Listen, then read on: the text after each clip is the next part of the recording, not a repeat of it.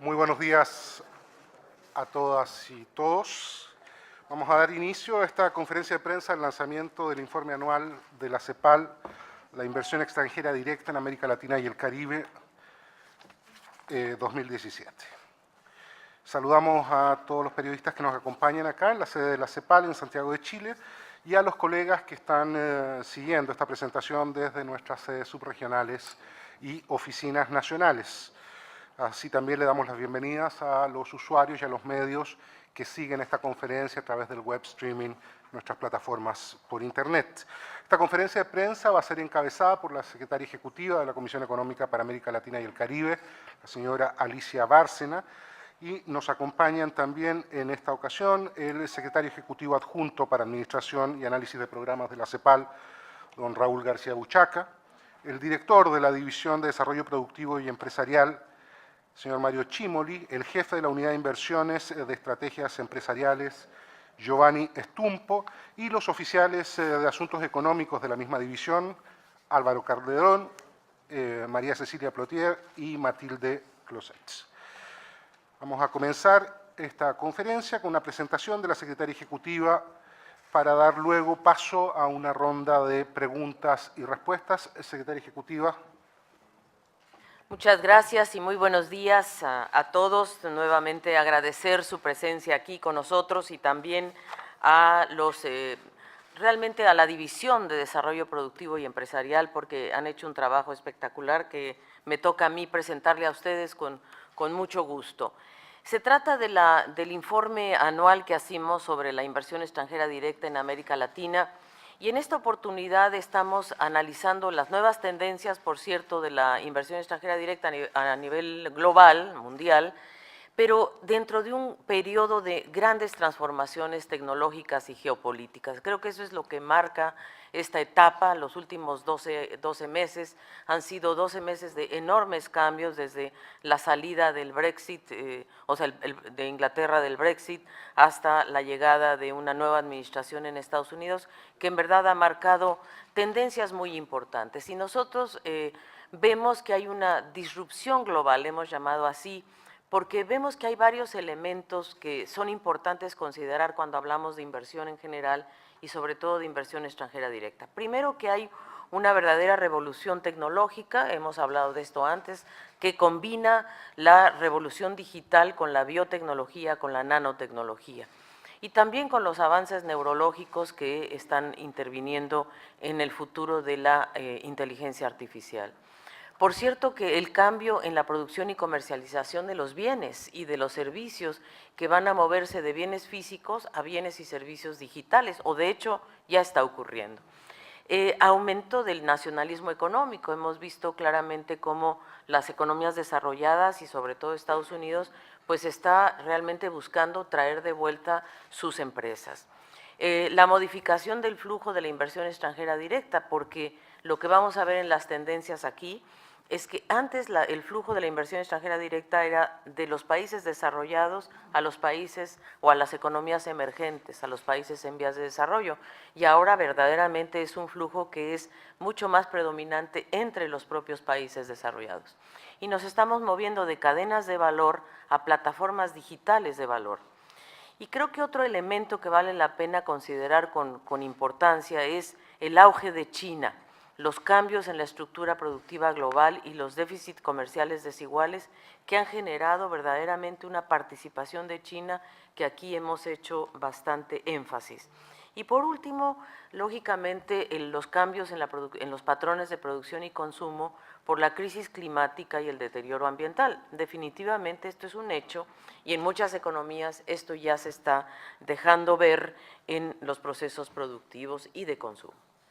En primer lugar, vamos a ver que los flujos globales de inversión extranjera directa caen un 2%, pero dentro de esta caída nosotros podemos observar que los países, las economías desarrolladas son las que toman un gran protagonismo y vemos que son que absorben o que retornan a los países avanzados inversiones extranjeras directas en un porcentaje muy alto, un 59% del total es el que se va a las economías desarrolladas, y vemos nosotros por el otro lado cómo América Latina realmente pierde un dinamismo muy importante, y en esta caída nosotros observamos que América Latina recibió, si bien recibe el 10% de la IED global, ¿verdad? Definitivamente tuvo una caída muy importante, en donde quizás la mayor, digamos, presencia de inversión extranjera directa se dio en el 2011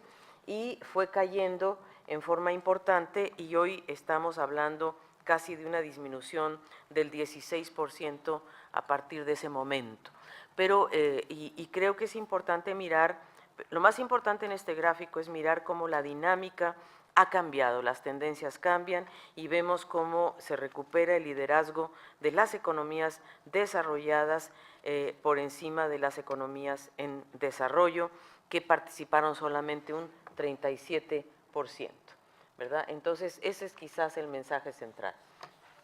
El otro gran tema, bueno, que está muy asociado con el que acabamos de ver, es que las fusiones y las adquisiciones transfronterizas aumentan en forma importante. Y aumentan precisamente por varios factores. Primero, por la elevada liquidez, hay una gran liquidez en el mundo financiero, la diversificación de mercados y las estrategias sectoriales. Entonces, pero gran parte de estas adquisiciones y fusiones ocurren también en los países, se concentran en los países centrales, en las economías centrales. Entonces, el 91% de estas adquisiciones y fusiones se dan precisamente en economías desarrolladas. Y nosotros vemos que a partir de la crisis financiera de 2008 fue cuando empieza esta gran actividad de fusiones y precisamente aquí 2007 ya fue un año muy importante, pero aumentan ahora, no quizás al nivel que teníamos en 2007, pero definitivamente hay una gran importancia en las fusiones y en las adquisiciones.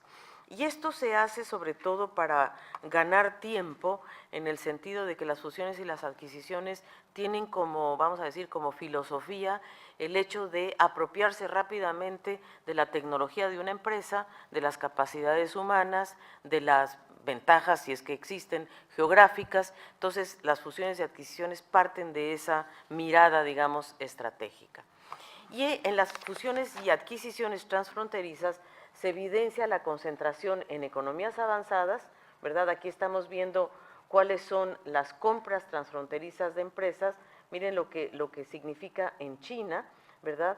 Y en Europa y en Estados Unidos. Entonces, aquí son lo sólido, son las ventas, lo abierto, el círculo abierto, son las compras transfronterizas, pero miren ustedes la enorme, digamos, cambio de estrategia que hay, por lo menos en Europa. Claramente hay más compras transfronterizas de empresas.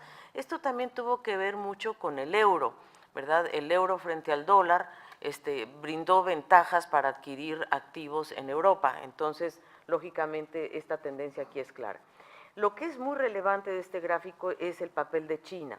China se convierte en un gran comprador de activos, y de activos justamente de Europa y de Estados Unidos. Eso es lo que, y mientras que nuestra región, vamos a ver que en verdad es más vendedora que compradora. China se convierte en el segundo mayor inversor después de Estados Unidos. Esto es relevante. Si nosotros vemos que China tenía un papel de 1,3%, esa era su participación de China en los flujos mundiales. Era 1,3 en 2006, y miren cómo avanza en 10 años, ¿verdad? Estamos ya en un 12,6%, pero muy importante las salidas de IED, es decir, las compras que China hace al mundo, y casi, digamos, se convierte en el segundo comprador después de Estados Unidos, el segundo mayor inversor después de Estados Unidos. Y esto es lo que en cierta medida nos da un máximo histórico de las compras, de las inversiones de China, que ascienden a 183,000 millones de dólares aproximadamente, que es 43,6% más que en 2015, y además superaron obviamente a los ingresos de IED, o sea, fue mucho más lo que compró China que lo que recibió y, como ustedes ven, fue un crecimiento muy importante en el mundo, donde Estados Unidos pues tiene una trayectoria muy diferente a la que China tiene.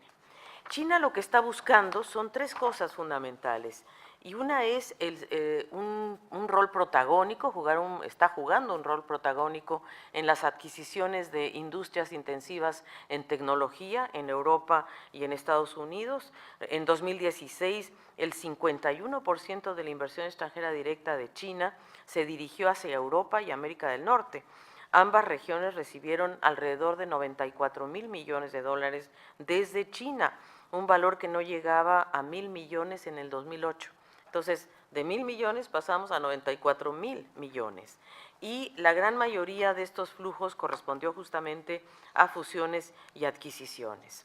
Y, desde luego, las operaciones, por ejemplo, que hizo China, ¿verdad?, tienen también mucho que ver con su superávit, con un acceso a créditos con bajas tasas, al interno, por supuesto, y también con una gran dificultad para sostener ganancias elevadas dentro de China misma, entonces deciden salir.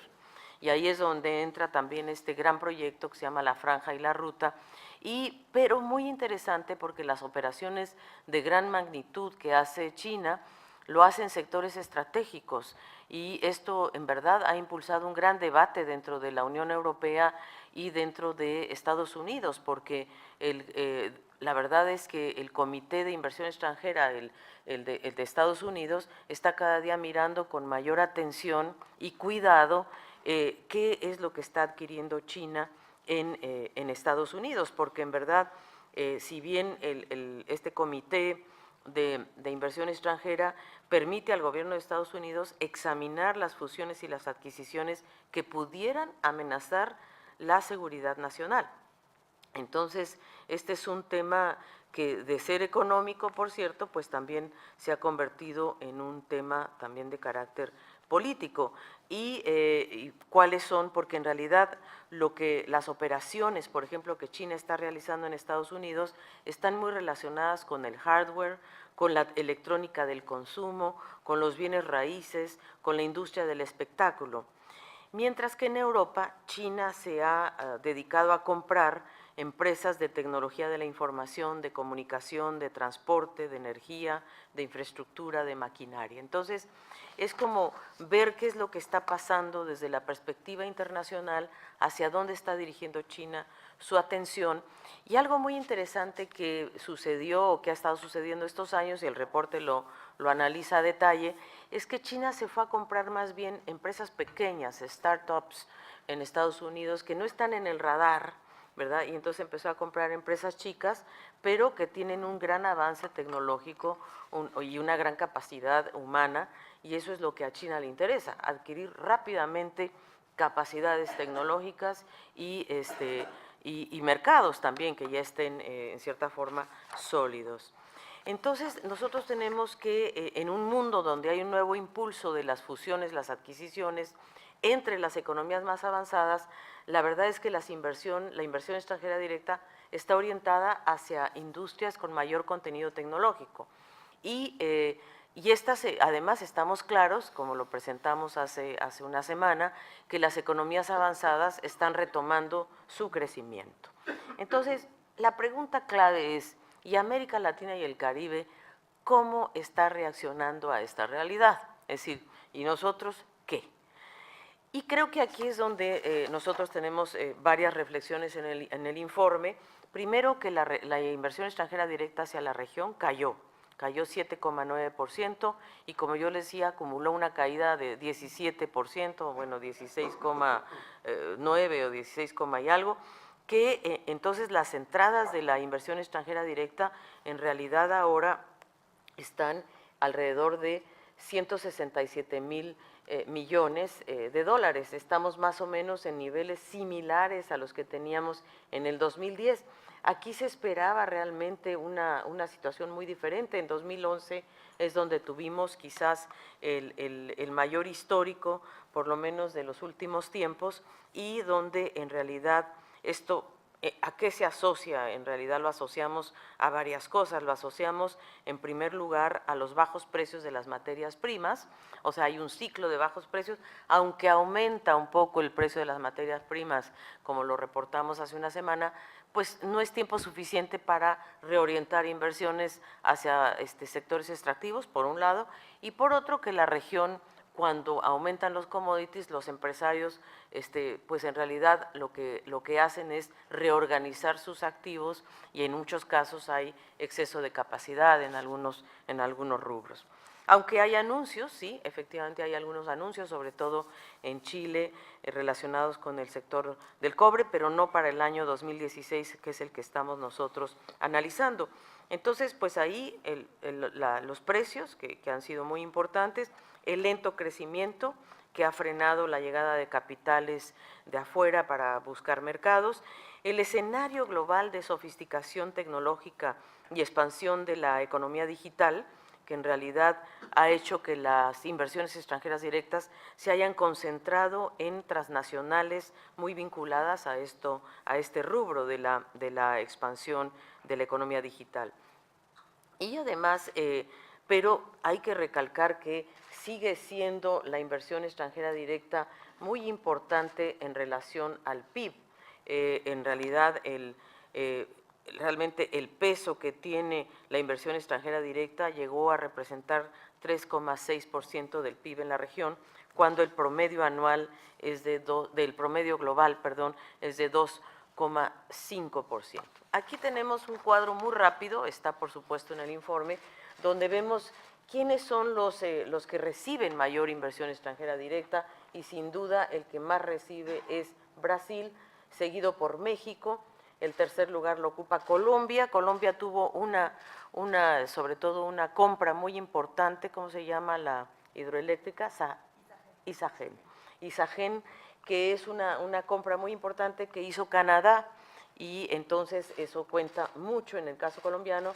Chile pasa a ocupar el cuarto lugar, ustedes recuerdan que estaba en el segundo, pasa al cuarto, Perú al quinto, y Panamá se mantiene. Panamá en realidad tiene siempre una gran estabilidad de inversión extranjera directa, y ahora vamos a ver un gráfico de cuáles son los países que aumentan o los que disminuyen, pero vamos a decir que estos son los más relevantes en relación a la entrada de inversión extranjera directa. Aquí está claro cuáles son los que aumentan. Aquí tenemos los que más aumentan. Bueno, Bahamas, que además fue sujeta de un huracán, que es el huracán Matthews, y por lo tanto la reconstrucción, etcétera, pues jugó un papel. Panamá, que aunque terminó su expansión del canal en el 2016, pero está expandiendo mucho sus servicios. En realidad, Panamá convertida en un hub de servicios. Colombia, como ya dijimos, una operación, Isagen. República Dominicana consolida muchas inversiones en el sector turismo, sobre todo en Punta Cana, con plataformas asociadas de turismo. Y, por cierto, bueno, Paraguay, y que tiene, por cierto, inversiones en la soja. Y Brasil, es importante decirlo, Brasil es uno de los países que sí aumenta en su inversión extranjera directa, alrededor de 5,7 me parece el aumento de Brasil. Los demás, todos los demás, cae la inversión extranjera directa. El primer lugar se lo lleva Argentina con una caída de 64%, Guyana, Belice, Ecuador, Chile con una caída de 40,3%, pero todos los países que prácticamente yo diría casi todos los países asociados a el sector extractivo, sin duda, son los que más sufren. En promedio, América del Sur sufre una caída de menos 9,3, el total de la región, ya dijimos, es de menos 7,9, con dos subregiones que aumentan en forma interesante, que es Centroamérica y el Caribe. Ahora, ¿quiénes son los que vienen? ¿Quiénes son los que traen sus capitales a la región? Creo que es importante decir que sigue teniendo mucha importancia los europeos, ¿verdad? El 71% de la inversión de Europa se concentra en Brasil, en su conjunto, Estados Unidos y Europa concentran el 73% de las inversiones de toda la región. Son los dos grandes inversores, Estados Unidos por el lado de México y Europa por el lado de Brasil, ¿verdad? Pero también vemos en Ecuador una presencia importante de Europa y también Estados Unidos, pero sin duda Estados Unidos prevalece en materia de México. Canadá, interesante, Canadá ha aumentado en parte por cierto, en Colombia muy claro, por esta operación de Isagen, y cuando ponemos otros orígenes es que nos referimos también a algunas inversiones que pasan por ejemplo, Países Bajos o Luxemburgo o algunos lugares en donde es difícil identificar el verdadero origen de esa inversión, están usando las ventajas fiscales que le ofrecen estos lugares. Pero aquí tenemos nuevamente el tema de la estrategia diferenciada de las inversiones de China, que nosotros podemos observar claramente que, en primer lugar, China donde más invierte entre 2015 y 2016 es en Estados Unidos. Y esta es la rueda de Estados Unidos. ¿Y en qué sectores invierte China?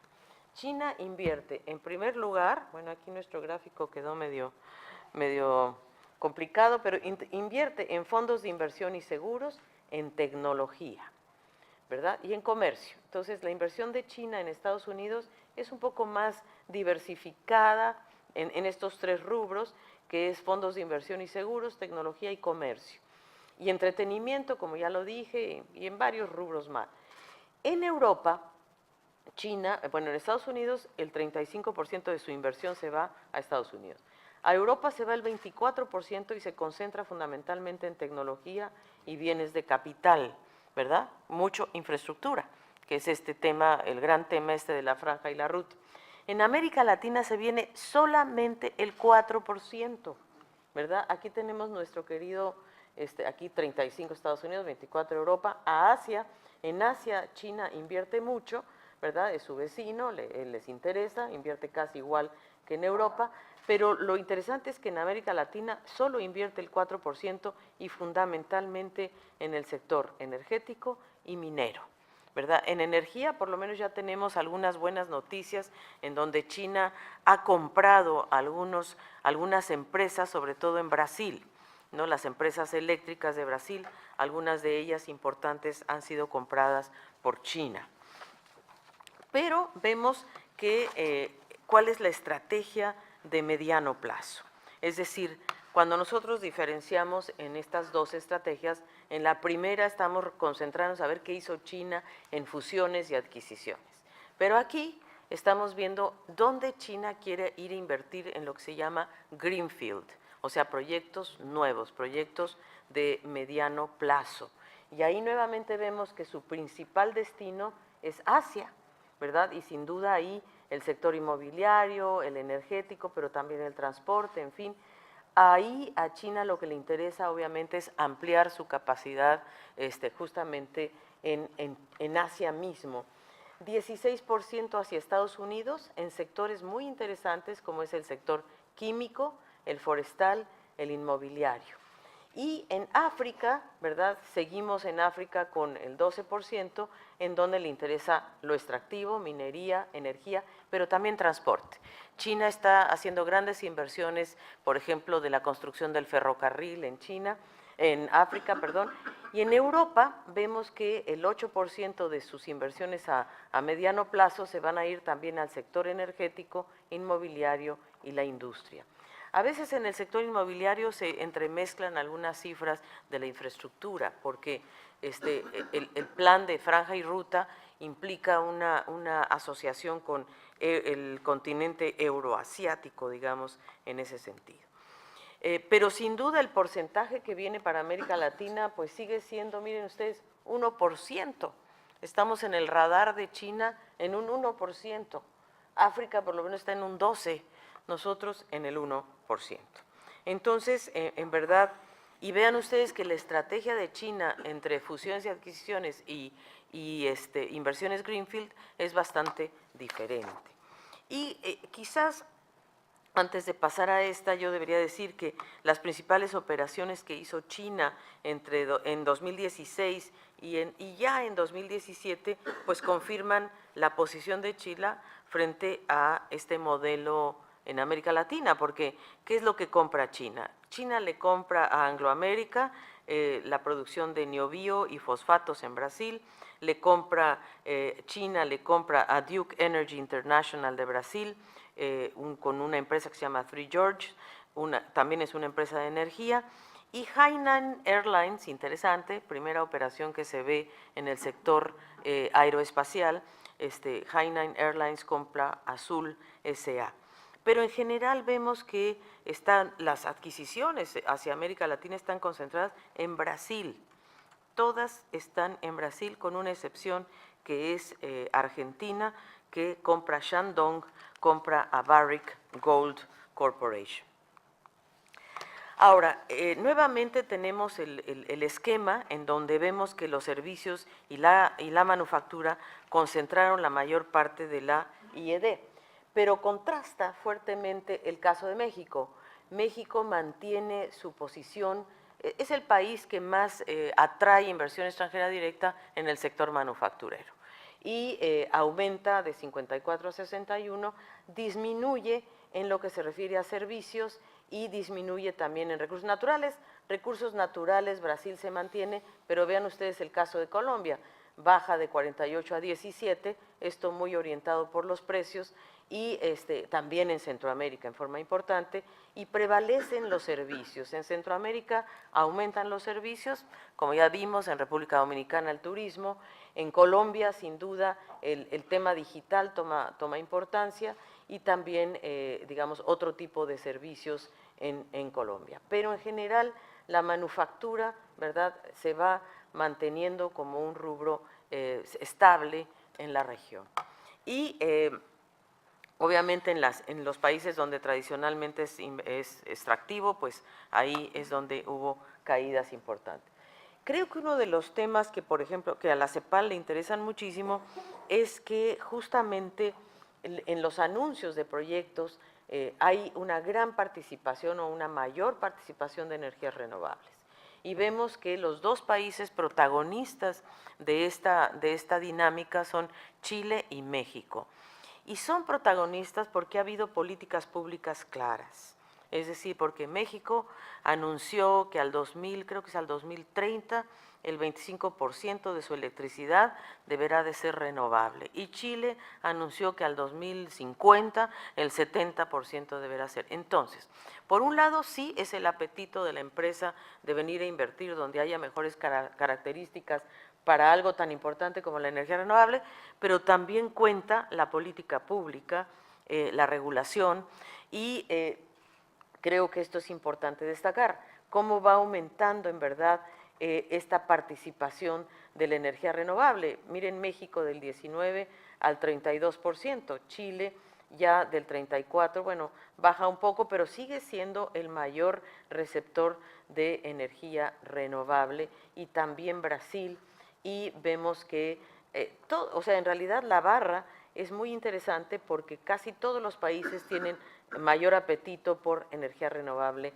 Viene ustedes el caso de Perú también, que son áreas de gran insolación, por eso también vienen al sur de Perú, por ejemplo, igual que el norte de Chile, son áreas muy atractivas en ese sentido.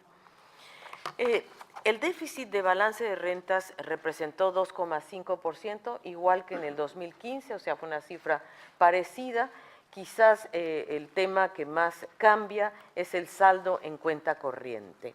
En verdad hay un mejor comportamiento de la balanza de transferencias corrientes y en la balanza de servicios, que compensa un tanto, pero la balanza de renta, ¿verdad?, el 2.5, que significa lo que se repatria, que son las rentas que salen precisamente de la inversión extranjera directa o de otros tipos de inversión, pero sin duda es lo que refleja esta cifra. Y el balance de renta más deficitario, pues es el que es el que determina la mayor salida de fondos netos hacia el exterior. Así es que eso es lo que hay que cuidar cuando hablamos de inversión extranjera directa. Y quizás un tema que el informe analiza con detalle también, es que la rentabilidad de la inversión extranjera directa está cayendo. Y esto es lo que ha también deteriorado las expectativas de la inversión. Es decir, el acervo de la IED se mantiene o incluso crece, pero la rentabilidad como porcentaje del acervo disminuye. Y esto es muy relevante porque aunque el acervo creció 12,8%, alcanzando un máximo histórico porque los acervos crecieron a un 12,8%, sin embargo este cociente entre la renta y el acervo volvió a disminuir y llegó a su nivel más bajo, 4,2%. Entonces, esto se debe en gran parte a que el 55% de esta renta fue repatriada a los países de origen de la inversión, lo que implica un aumento relativo de utilidades reinvertidas, o sea, hubo menor reutilidad reinvertida y por otro lado también esto se debe a que nuestros sectores, ¿verdad?, que es lo que vamos a ver enseguida, siguen siendo los sectores típicos y tradicionales, en donde vemos que cae la rentabilidad también porque estamos centrados en los sectores clásicos que son el petróleo, que son la energía, que son las bebidas. Bueno, las bebidas puede ser uno de los más dinámicos quizá, pero miren la minería, cómo cae la rentabilidad, la energía eléctrica que tuvo cierta rentabilidad precisamente por estas nuevas adquisiciones y también energía renovable, alimentos es uno de los rubros que se mantiene con buenas rentabilidades, pero miren ustedes la rentabilidad promedio es de caída y esta rentabilidad es sin el petróleo, cuando lo incluimos pues casi baja un punto más. O sea, que nosotros seguimos concentrados en bienes primarios para la exportación y bienes y servicios no transables, y estos son justamente los sectores perdedores en la rentabilidad mundial. Si nosotros vemos la rentabilidad de las mayores transnacionales en el mundo, vamos a ver justamente que la rentabilidad de casi 500 empresas también tuvo problemas, o sea, no podemos decir que la rentabilidad ya se recuperó a los niveles del 2006, pero gran parte del crecimiento de la rentabilidad también se debe a la aparición, a la irrupción de nuevas empresas internacionales, como es el caso de la industria digital, que está cada día jugando un papel más importante y más concentrado, sobre todo en Estados Unidos. Las traslatinas, nuestras queridas traslatinas, que nos encantaría que fueran mucho más dinámicas, la verdad es que sufren una caída muy importante, prácticamente del 50%, y hoy por hoy nuestras traslatinas llegan a 24,000 millones de dólares. En el año previo, la mayor caída se había registrado en los capitales que se invertían desde Brasil, por razones que todos conocemos. Sin embargo, en los tres países que son los mayores inversionistas hacia afuera, o sea, los países que más invierten a través de traslatinas son Brasil, Chile y México. En 2016 acumularon 76% de caídas. Las más fuertes fueron la de México con un 70%, la de Chile con un 57% y Brasil con un 42%. Así es de que la verdad sigue esto siendo un tema que hay que mirar. Nosotros pensábamos que iba a tener un cierto auge cuando analizábamos esto en el 2014, 2013, pero la verdad es que la realidad nos lleva a un tema muy diferente. En este informe nosotros analizamos un sector líder, porque sentimos que este sector refleja gran parte de estos cambios disruptivos que hemos planteado. Entonces lo ponemos como ejemplo y tomamos como caso el de la industria automotriz. Y vemos que en la industria automotriz ha habido cambios muy importantes y lo tomamos así porque creemos que es verdaderamente una industria catalizadora e impulsora de grandes cambios tecnológicos y que supone una verdadera disrupción industrial, porque es una industria que está generando un cambio profundo de ser una industria manufacturera a irse poco a poco convirtiéndose en una industria digital. Y vemos que, la verdad, en términos estilizados, miren el crecimiento de China entre el 2000 y el 2016, Aquí estamos hablando de la relocalización productiva. Esa relocalización productiva estaba buscando inicialmente reducir costos y abastecer mercados de alto potencial de crecimiento. Este fue el caso de China, o sea, muchas de las empresas automotrices se fueron a China buscando el gran mercado chino y también los costos bajos salariales, la verdad. El caso de Estados Unidos redujo su presencia y esto es lo que a la nueva administración le ha afectado, digamos, y se ha agarrado de este sector para muchas de sus digamos, sus políticas y sus anuncios. Japón también redujo su presencia, Alemania no lo hace, mantiene su vigencia. Miren el caso de India, que también toma un gran protagonismo, Corea y México. México realmente es muy importante y lo vamos a también a analizar un poco más, porque aunque también Brasil tiene una cierta potencia, pero México avanza mucho más en la relocalización y sobre todo en la especialización, o sea, en China, desde luego China, India y Brasil son países que buscaban aprovechar sus mercados domésticos, pero México no, México se constituyó en una plataforma de exportación para abastecer el mercado de Estados Unidos y entonces eso fue, y con el Telecán, pues fue realmente muy importante.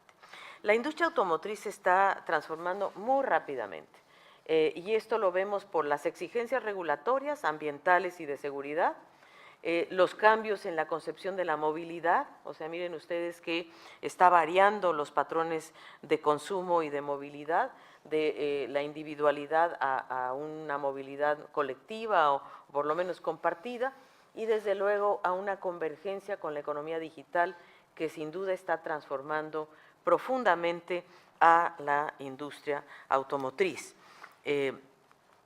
Y, por cierto, la rápida incorporación de la electrónica. En 2005, ¿no? Digamos, vamos a partir mejor desde los 80s. En la década de los 80s se introdujeron los primeros módulos de control digital de un motor. Hoy ya tienen los motores 60 microprocesadores, 4 veces más que hace 10 años, ¿verdad? Y creo que la mitad de un avión Boeing o no sé cuánto, ¿no? O sea, la verdad ya el auto en sí ya es casi un avión, vamos a decirlo así, un mini avión. Y hace una década la electrónica y el software no llegaban a representar más del 20% del costo de un vehículo y hoy eso ha aumentado en la electrónica misma, casi todos tienen una gran componente electrónica y representa hoy casi el 40% del valor agregado. Y esta proporción, si los vehículos llegaran a ser eléctricos o híbridos, puede aumentar del 40% al 75% el componente electrónico. Entonces, lo que están haciendo muchos fabricantes de vehículos y sus proveedores se han focalizado en áreas tradicionales de seguridad, calidad, pero también han utilizado mecanismos de entretenimiento. Miren cómo vamos avanzando de la mecanización a la electrificación, a la digitalización, a la conectividad, a la automatización, ¿verdad? Y esta conectividad va siendo cada día más integrada a el auto mismo, ¿verdad? Por cierto que hay digitalización, vamos con los sensores, o sea, los móviles separadamente del automóvil, pero esto poco a poco se va a ir integrando y esto está modificando fuertemente la cadena productiva, la cadena toda de los automóviles. Y se espera que en 2020, fíjense, en 2020, aquí con esta barra, cerca del 75% de la producción ya serán vehículos totalmente conectados, es decir, ya con todo integrado en el vehículo. Y entonces, esto va, miren ustedes cómo los fabricantes tradicionales han ya anunciado modelos con conducción autónoma. Ya vamos hacia los vehículos autónomos, en donde el módulo de comunicaciones incorporado ya va a tener un porcentaje muy alto y el módulo a una conexión a un dispositivo móvil. O sea, esto está creciendo exponencialmente de manera tal que los vehículos van a ser totalmente conectados. Esto ha cambiado muchas cosas porque por un lado la conducción autónoma avanza de manera acelerada. Y también habría que decirlo, estando aquí CELADE presente, que el envejecimiento de la población pues también está propiciando la autonomía de los vehículos, ¿verdad? O sea, cada día la gente va a poder manejar menos por su edad, ¿verdad? Y como decíamos aquí, el auto va a tener 4 botones, uno para ir a la farmacia, otro para ir al parque, otro para ir al médico y el cuarto para ir al cementerio. O sea, ya cuando ya no te dio. Entonces, eso es para los viejitos. Pero digo, bueno, cada edad tendrá sus botones específicos, ¿verdad? Y eso va a ser muy interesante. Claro, cuando los niños se quieran ir de pinta, no va a haber botón. ¿Cómo le llaman aquí? Cuando vayan de carrete, digo. No, cuando no vayan a la escuela, ¿cómo se llama? Aquí no me acuerdo cómo se llama, pero ahí no. Pero se puede programar. Pero bueno, entonces, pero aquí lo interesante es que han entrado a jugar nuevos actores de manera muy importante, como el caso de Apple, Google, Uber, Intel y Samsung. Es decir, ya no son los tradicionales productores de autos los que están trabajando esto, sino que ya tenemos otros jugadores. De tal forma que en el 2021, por ejemplo, la BMW ya tendrá un vehículo sin conductor. Imagínense el impacto que esto va a tener también en el mercado laboral, sin duda, ¿no? Y entonces la cadena de valor se transforma profundamente porque aumenta, miren ustedes el cambio es muy importante porque los proveedores de nuevas tecnologías, ¿no? Miren cómo aumenta en términos de ingresos de un 3% a 19%, estamos hablando de tecnologías y software. Lo tradicional, el mercado de accesorios y repuestos y seguros y tal, va disminuyendo, dando lugar, en cierta forma, a mayores ingresos y utilidades a aquellos servicios digitales y a los proveedores. Hay un aumento en el poder de los proveedores, de manera tal que la economía tradicional, digamos, se va yendo hacia proveedores cada vez más. Entonces, esta industria lo que hizo fue atraer proveedores. Por ejemplo, las empresas alemanas, Volkswagen, Mercedes, etcétera, atrajeron a Bosch, creo que se llama, ¿no? Que es una empresa de proveeduría muy fuerte, y eso es lo que está tomando gran relevancia. Entonces, la venta de los vehículos, y también vamos a ver la estrategia de vehículos individuales que va a caer del 50 al 28% entre el 2015 y el 2030. Eso es lo que se espera, que los vehículos individuales van a caer, sobre todo en Europa, ¿no? Quizás en nuestra región todavía tenemos una tasa de motorización que se parece más a la de Estados Unidos, pero los servicios de movilidad compartida van a aumentar de 0 al 20%. Entonces, este es el cambio, viene un cambio importante, pero también en las utilidades, también en la participación, también en la cadena de valor. ¿Y cuál es la industria en nuestra región que ha tenido un desempeño, yo diría, es una historia de éxito? La industria automotriz en México, de éxito en relación con la inversión extranjera directa, ¿verdad? O sea, pongamos las cosas claras, es exitoso en el marco de la inversión extranjera directa, porque en verdad era, en los años 80 se hablaba de que México era un ejemplo de industrialización trunca. Incluso Feinsilber hablaba de que este era un ejemplo de modernización de escaparate, decía Feinsilber en 1983, porque era un modelo que fragmentaba la producción, que impedía escala y que estaba muy asociado a su rentabilidad, a bajos costos de mano de obra, que eso sigue siendo, la verdad, un poco la realidad. Pero después de la crisis de los 80, la verdad, la industria automotriz empezó un proceso de expansión impresionante, una reformulación total de su estrategia, y su expansión fue muy potenciada por el Acuerdo de Libre Comercio de América del Norte, que se firmó en 1994. Entonces, hoy por hoy, es un sector ya muy desarrollado, pero muy vinculado a la inversión extranjera directa. O sea, no se desarrolló por sí solo, sino que fue a partir de lo que hoy existe, que es 51.200 millones de dólares que se invirtieron entre 99 y 2006, ¿verdad? 11% del total de este periodo fue invertido en México, en este periodo, en esta región, por cierto, fue invertido en México. 9 de las 11 plataformas de ensamblaje de América del Norte se localizan en México. 8 de los principales fabricantes y 93 de los 100 mayores proveedores están en México. Y los resultados es que representa el 3% del PIB, 18% del PIB manufacturero, con un superávit. Bueno, ahí es donde nuestro querido vecino del norte está muy preocupado, porque dice que cómo puede ser que los mexicanos, ¿verdad?, tienen un superávit de 52,000 millones de dólares, ¿verdad? Espérate cuando comparen los de China, pero bueno, 900,000 empleos directos, el 80% de la producción se exporta, y hoy por hoy México es el 7º productor y el 4º exportador mundial. Eso es donde está México hoy.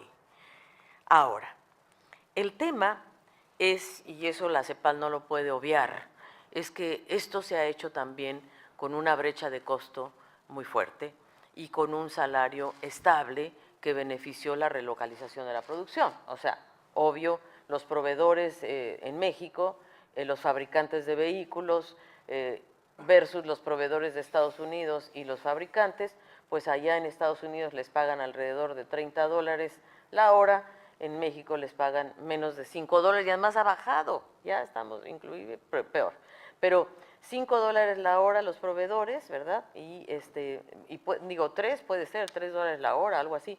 Miren ustedes, $20 la hora en Estados Unidos.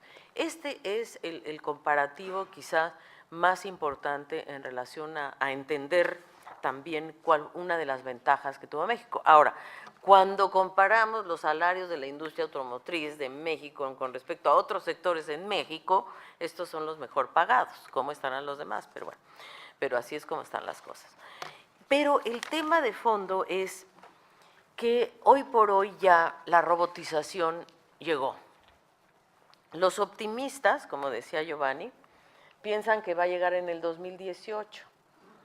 Los pesimistas dicen que ya llegó. Es decir, que el costo de un robot soldador, este es el costo de la manufactura en México, ¿no? Y este es el costo de un robot soldador. Entonces, una de dos, el pesimista que dice ya llegó, el optimista que dice tenemos un año. Pero un año, o sea, no sé si me explico o no. Entonces, pues esa es la cosa. Entonces, el costo es de $5,9 por hora, y entonces aquí es donde los fabricantes y la industria que opera en México y sobre todo las políticas públicas de México tienen que mirar esta situación, ¿verdad? Con mucha claridad, porque ya algunas empresas están anunciando que se van a ir a Estados Unidos a producir los autos de mayor sofisticación tecnológica con robots. O sea, tampoco es que van a recuperar empleo en Estados Unidos, eso no es cierto. Si se van para allá, se van a ir sin empleo. Entonces, nosotros vemos que la industria de México tiene grandes desafíos. Bueno, uno, o sea, la electrónica, la robótica, la digitalización y el software, ¿no? Esos son los caminos, ¿no? Y hay que evitar la robótica, no es cierto. Y México tiene poca participación en la electrónica, en la robótica, en la digitalización. No son proveedores mexicanos. Esa es otra cosa que el informe analiza muy bien, que los proveedores de la fase 3 y 4, que son estos proveedores de la electrónica, etcétera, no están tan presentes en la cadena de valor de México. El clima de incertidumbre, sin duda, también es una situación muy importante, porque Estados Unidos claramente tiene su lema America First, con foco en la industria automotriz.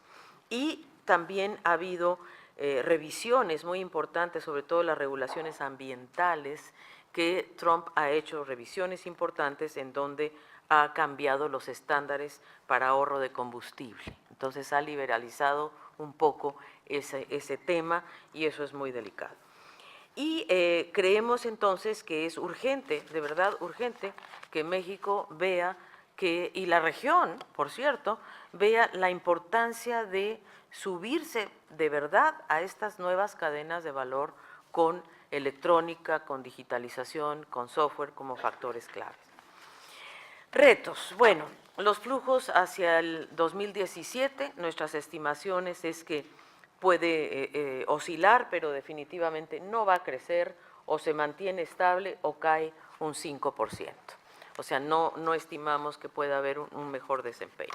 Y creemos que nuestra región enfrenta una coyuntura muy difícil, pero en verdad, mientras el mundo dirige su inversión extranjera directa a actividades de mayor contenido tecnológico, nosotros en los países nuestros sigue reforzando ese patrón de especialización, recursos naturales, servicios básicos, energía. Ojalá y nos vamos moviendo más hacia la energía renovable, que es un sector dinámico, pero desde luego necesitamos mirar y repensar el modelo de inversión e inserción comercial que no se está adecuando a la velocidad y a la capacidad transformadora que está ocurriendo a nivel global. Y China, que irrumpe como gran jugador, pero con poca presencia en nuestra región. Nosotros estamos planteando que urge repensar la política de inversiones en conjunto, no solamente la inversión extranjera directa, sino la inversión pública, la inversión privada en toda su amplitud, para movernos de los problemas que tenemos hoy a las soluciones que pueden plantearse a partir de esta estrategia. Tenemos un 80% de urbanización, bueno, vámonos a ciudades inteligentes, a ciudades sostenibles. Tenemos una crisis ambiental y energética, bueno, pues vamos a smart grids, a canales de transmisión inteligentes también. Tenemos envejecimiento, bueno, salud digital, y ya dijimos los autos que nos van a llevar hasta el final, y la baja productividad, el rol de las pymes, cómo nos incorporamos en la nueva manufactura. Y la verdad es que nosotros seguimos convencidos y seguiremos insistiendo a los países que la única forma de obtener verdaderos beneficios de la inversión extranjera directa es de acuerdo a las características del sistema que recibe, características productivas, características políticas, características sociales. No es cualquier inversión extranjera la que nuestra región requiere.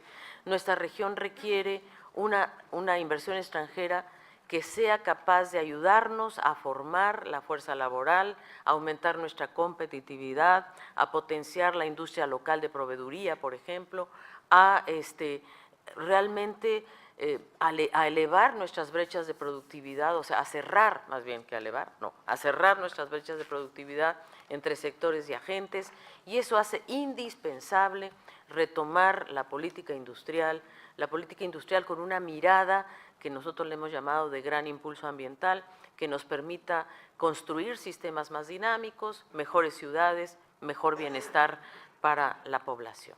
Eso sería, queridos colegas, me tomé mucho tiempo, pero es que el informe lo van a disfrutar muchísimo porque es un informe muy interesante. Si ustedes quieren saber la historia de la industria automotriz en América Latina, este es el informe que hay que leer. Muchísimas gracias.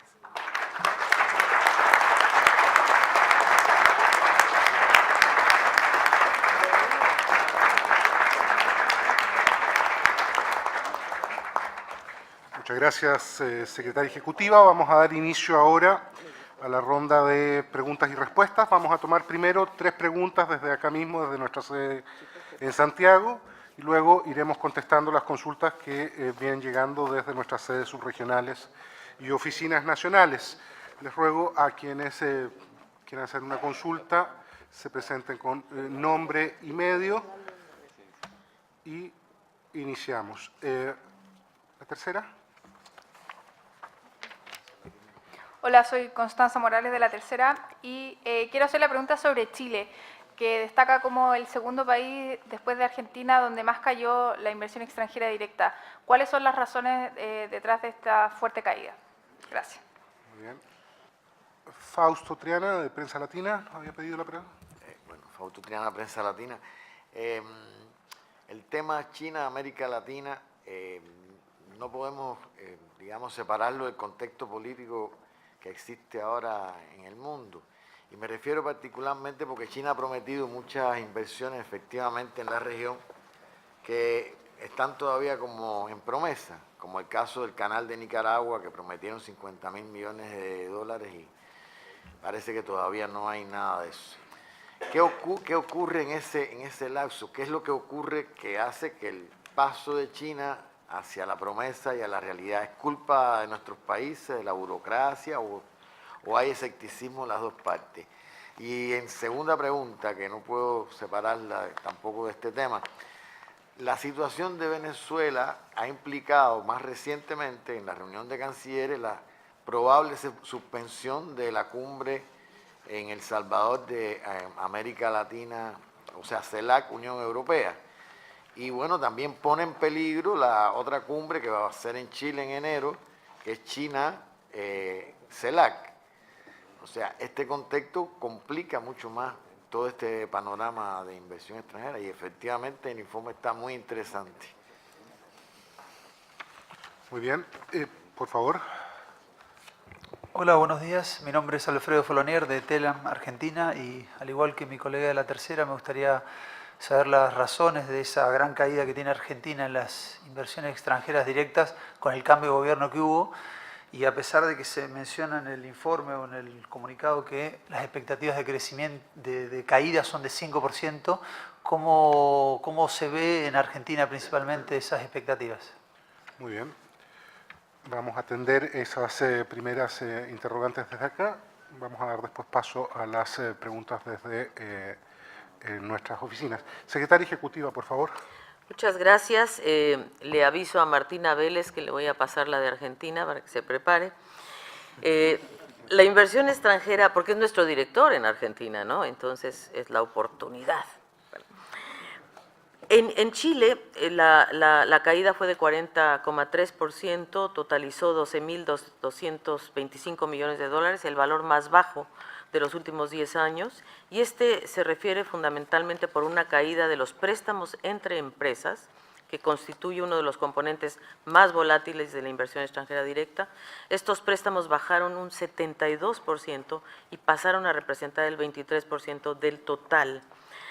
También tuvimos una leve caída en la reinversión de utilidades, cayó 5%, y los aportes de capital también disminuyeron, aunque en menor medida, disminuyeron un 10% y representaron cerca de la mitad de la caída de la IED.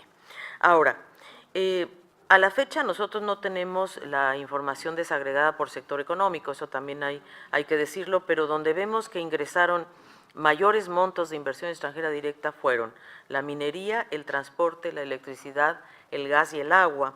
En fusiones y adquisiciones hay que confirmar la relevancia del sector servicios y finanzas. Es un mercado que se dinamizó mucho, sobre todo por operaciones que ascendieron a 5.400 millones de dólares.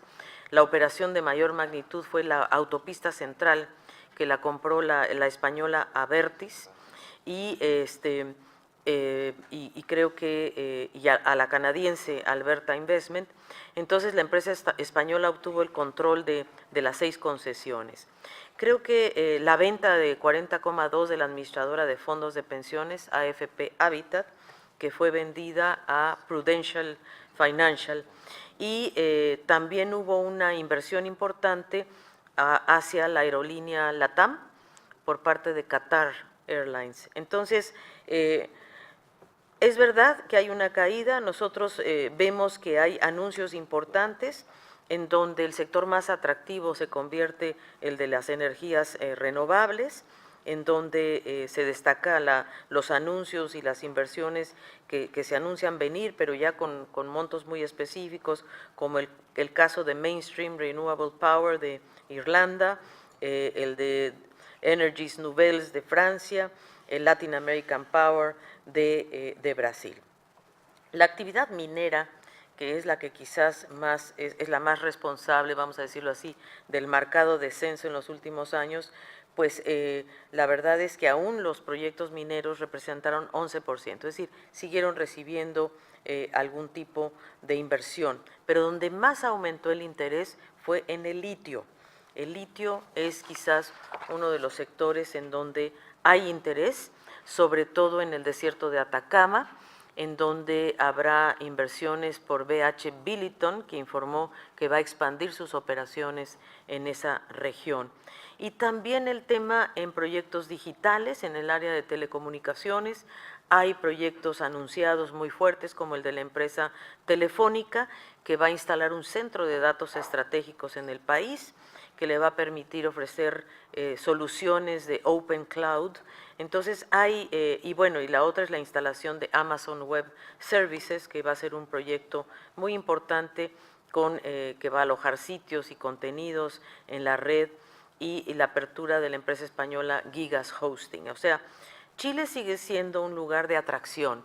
La caída se debe fundamentalmente a la caída también de los precios de los commodities, el interés de invertir en el cobre, pero se abre una nueva puerta, que es la puerta del litio y la puerta de la energía renovable, y sin duda el área digital.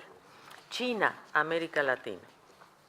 Creo que es una pregunta muy relevante que también está en el aire en nuestra región.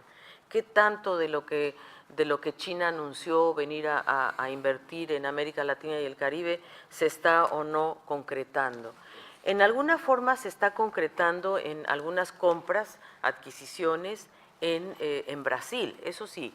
Es decir, Brasil, digamos, es el país donde se concentra gran parte de la inversión, o más bien de las compras de China a empresas latinoamericanas, pero sin duda sí, ahí está, se estaba buscando, sí hay, por cierto, obviamente, importantes anuncios que vienen hacia el futuro, pero no cabe duda que el país que más recibió inversiones de China es Brasil, que recibió, vamos a ver aquí una cuenta rápida, ha de haber recibido unos 20.000 millones más o menos, digo, si sumamos 2016 con lo que ha pasado entre enero y junio de 2017, y la empresa minera argentina de Barrick. Ahora, ¿qué va a pasar con la cumbre? No lo sabemos en realidad, porque la declaración de Lima pide, o sea, la de los cancilleres, solicita que se posponga, pero no sabemos cuál va a ser la decisión definitiva. El Salvador, que es el país huésped, no estaba ahí, el anfitrión no estaba presente, entonces digo, yo creo que es una decisión que van a evaluar los países seguramente pronto y seremos informados al respecto. En relación a la reunión CELAC-China, hasta donde yo tengo entendido, es una reunión que debería ocurrir de todas maneras, pero digamos, por lo menos del lado de China, donde estuvimos nosotros, hay un enorme interés, y del lado de Chile, que es el país anfitrión, también hay un gran interés, incluso hay fechas definidas para tal efecto, así es que ojalá eso suceda.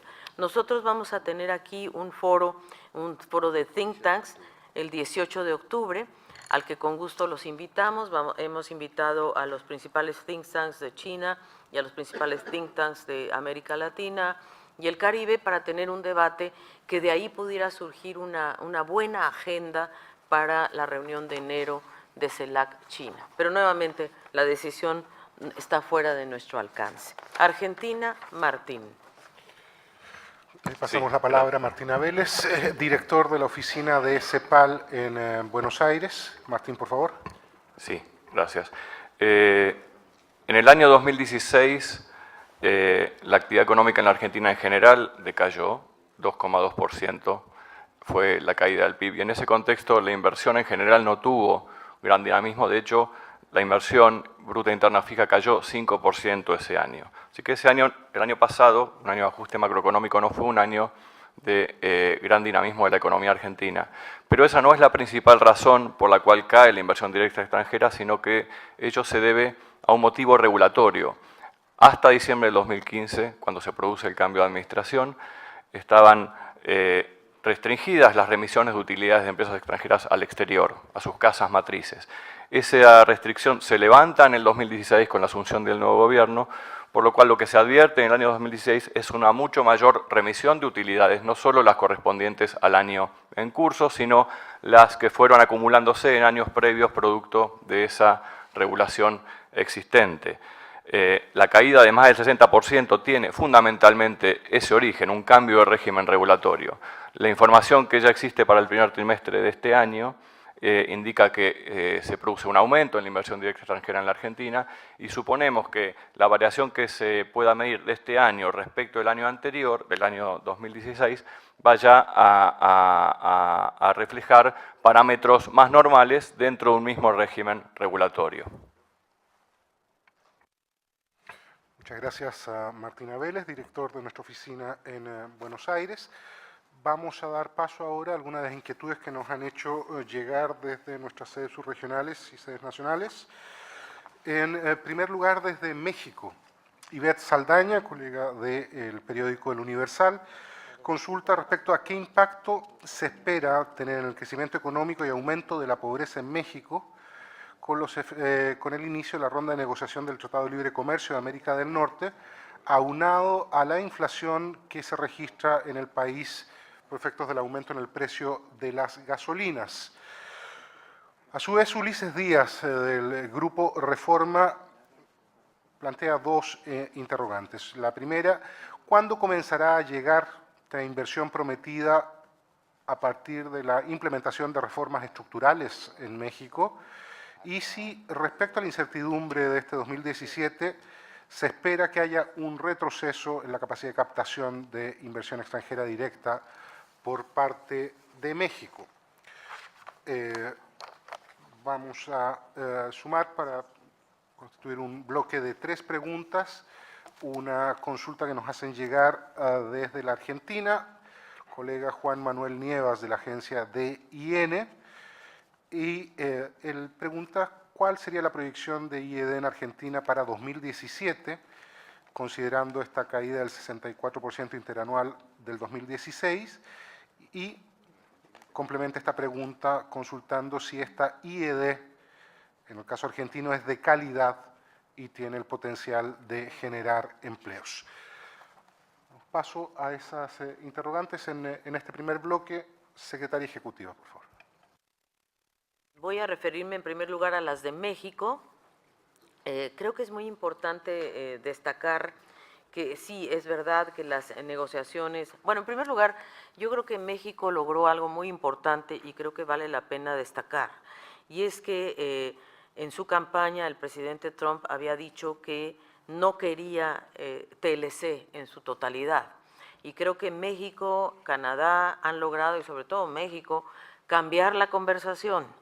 Y cambiar la conversación significa sentarse en una mesa a renegociar el Telecán, que por cierto tiene oportunidades y riesgos. Creo que hay incertidumbre sin duda y es verdad que algunas empresas seguramente han pospuesto inversiones, pero no las han cancelado. Yo creo que eso es importante decirlo. Hay una perspectiva optimista, es que el Telecán negociado o renegociado puede incentivar nuevamente la entrada de inversión extranjera directa por una mejor certidumbre y apertura de nuevos mercados. ¿Qué puede pasar? Creo que es importante para México, es muy importante prepararse en sectores muy claves, como es el caso de la electrónica.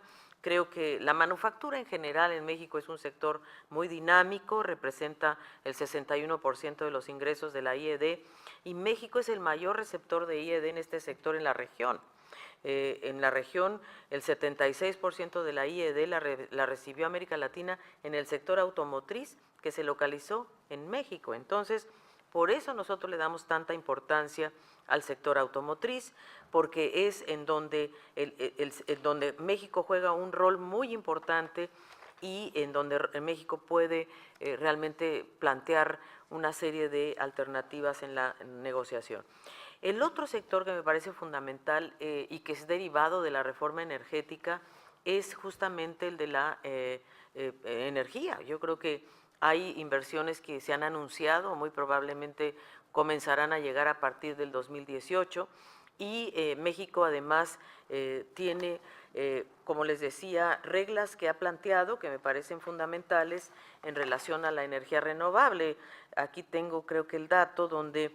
Aquí está, donde el 35% de la electricidad en México al 2025 deberá provenir de fuentes limpias. Entonces, Ahí México concretó inversiones relacionadas con esta reforma, se adjudicaron 2 primeras subastas eléctricas, se firmaron contratos con empresas mexicanas y extranjeras, la primera con 18 contratos a 11 empresas, en su mayoría en el área de energía solar fotovoltaica. Entonces, esto ya duplicó con creces lo que ingresó en el 2015 en este sector de energía renovable.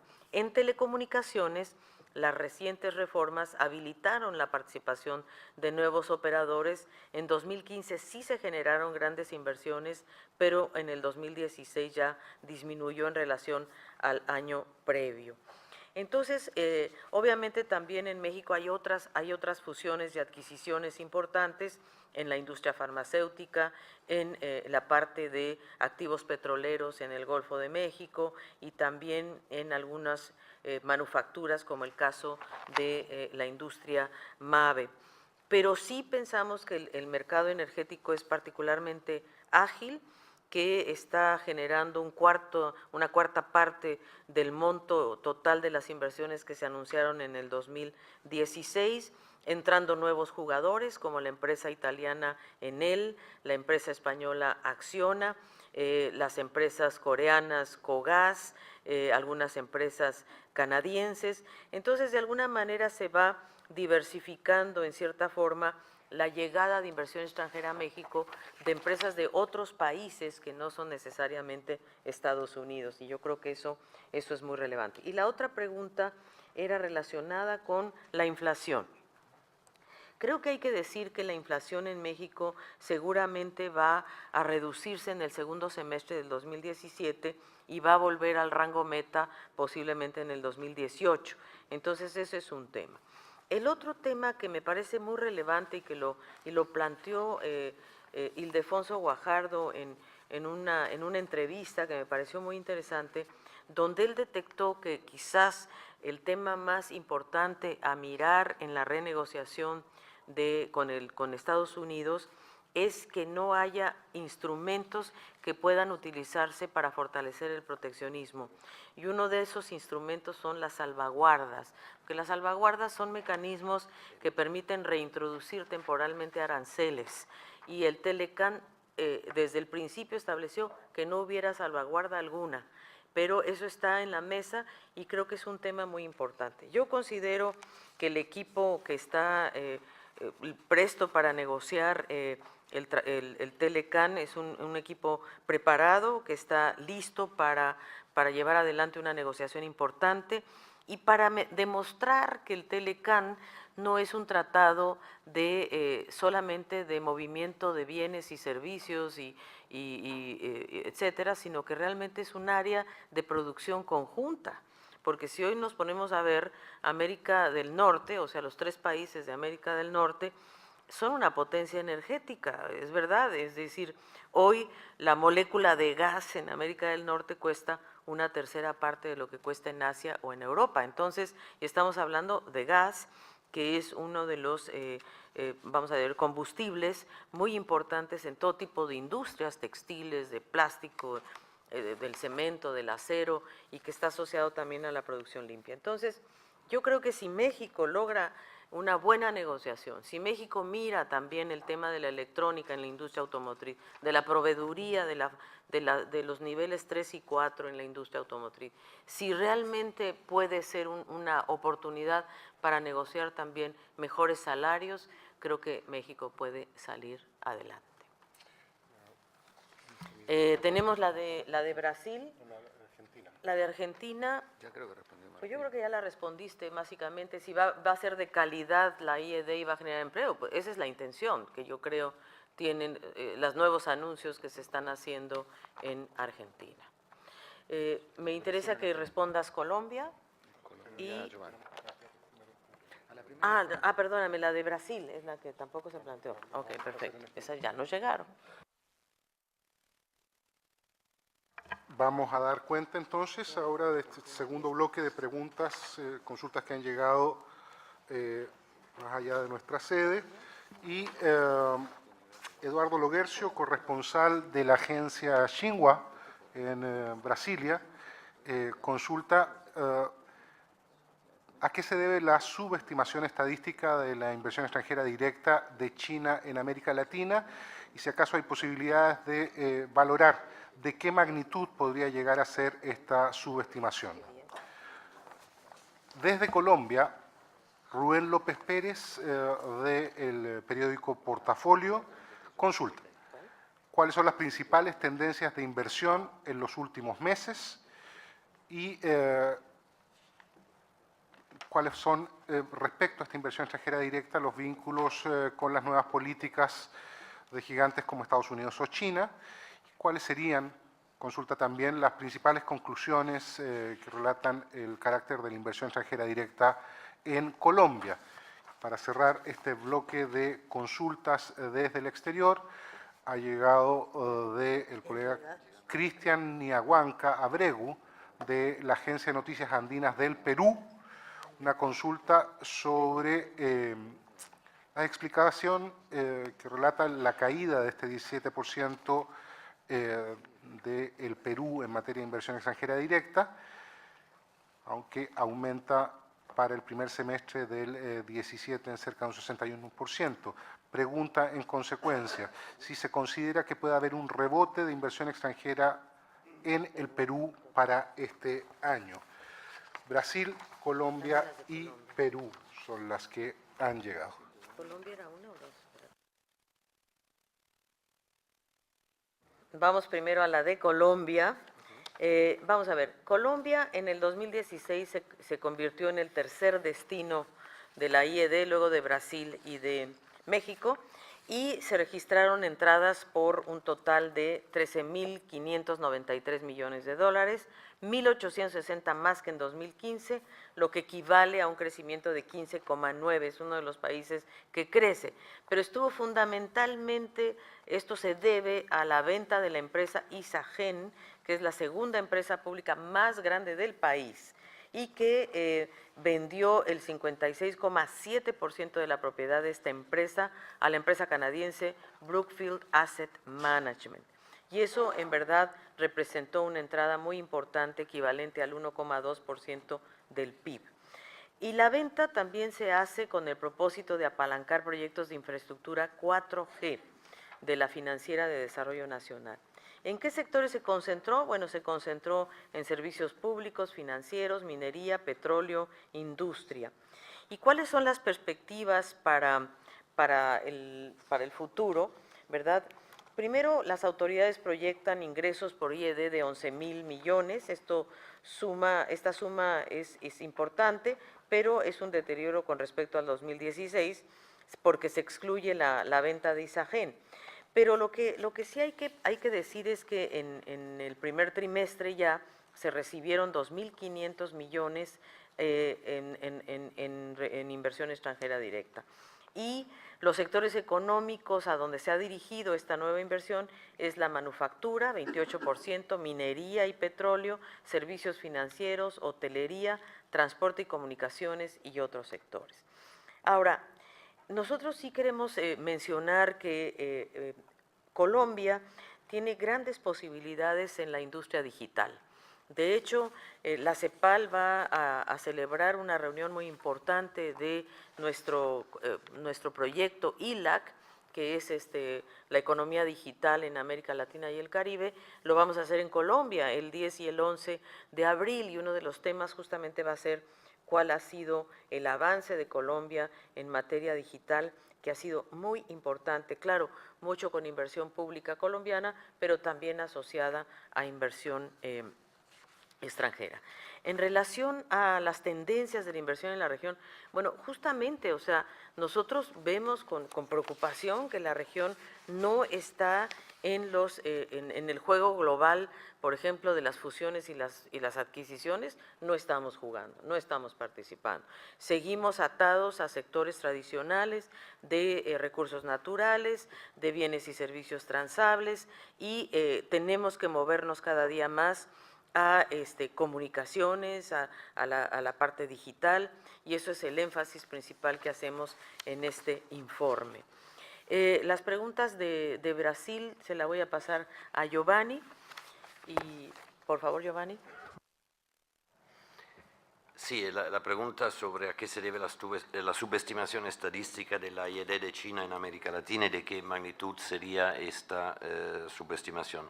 Bueno, en primer lugar hay un tema contable que es el que una parte importante, yo creo la mitad de la inversión que proviene de China, antes de llegar a América Latina pasa por otros países, que puede ser Holanda, puede ser Luxemburgo, pueden ser la isla Caimán.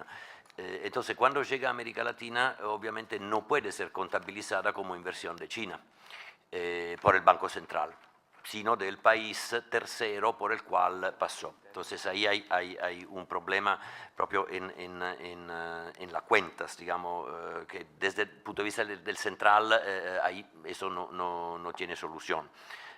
Se pueden hacer estimaciones, como yo decía, y pensar que esto es un porcentaje muy importante.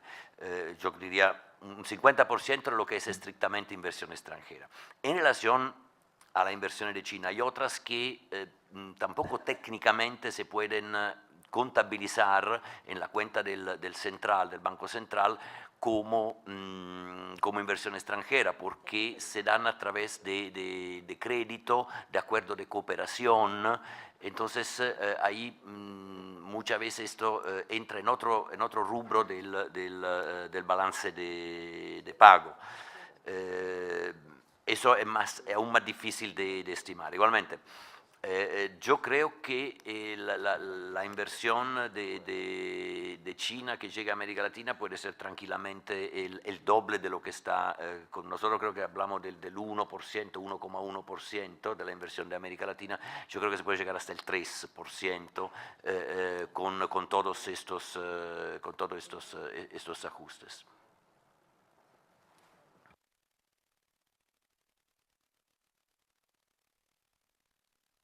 Exactamente. Perú, vamos a ver, en realidad nosotros vemos el comportamiento de Perú en el 2016, bueno, cayó un 17%, totalizó 6.863 millones de dólares, no ha recuperado los niveles máximos de inversión que obtuvo en 2012, que fueron cerca de 2.000 millones de dólares, sobre todo impulsados por el atractivo de la minería. Y el mayor componente de inversión en Perú en 2016 fue la reinversión de utilidades, que representó el 61% y aumentó 39% con relación al año anterior. Pero no logra compensar esto el deterioro de los demás componentes que en verdad son los relevantes cuando hablamos de producción.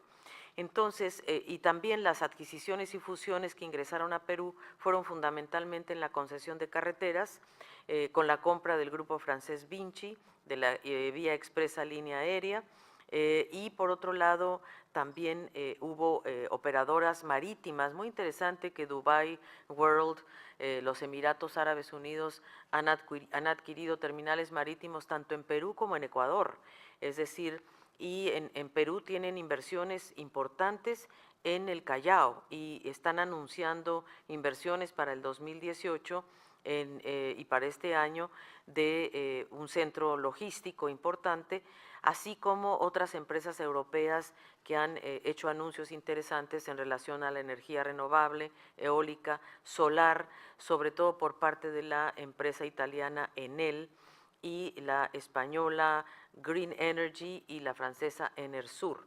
Entonces, en verdad, claro, la caída de los precios de los commodities son quizá la razón central de esta caída de Perú, pero sin duda hay una buena opción en la energía renovable hacia el futuro, en el desarrollo de los puertos, el puerto del Callao, en la infraestructura, y tengo claro que el presidente Pedro Pablo Kuczynski está preocupado de que la inversión se reactive y ha hecho varios anuncios de cómo incentivar inversiones en diferentes sectores.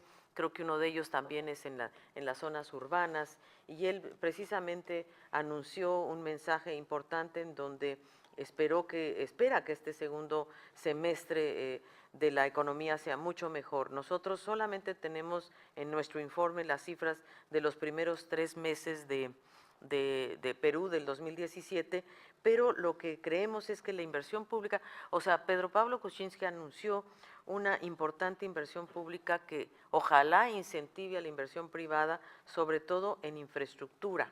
Entonces, creemos que ahí puede ser importante esta alianza con, por ejemplo, Emiratos Árabes o otras empresas que puedan venir a invertir a Perú.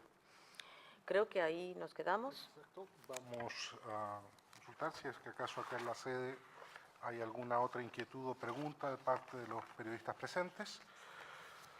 De no ser así, damos por concluida esta conferencia de prensa. Le agradecemos su participación y atención. Les recordamos que todos los materiales informativos ya están disponibles en el sitio web de la CEPAL y que el equipo de la Unidad de Información Pública estará atento frente a los medios para cualquier requerimiento adicional.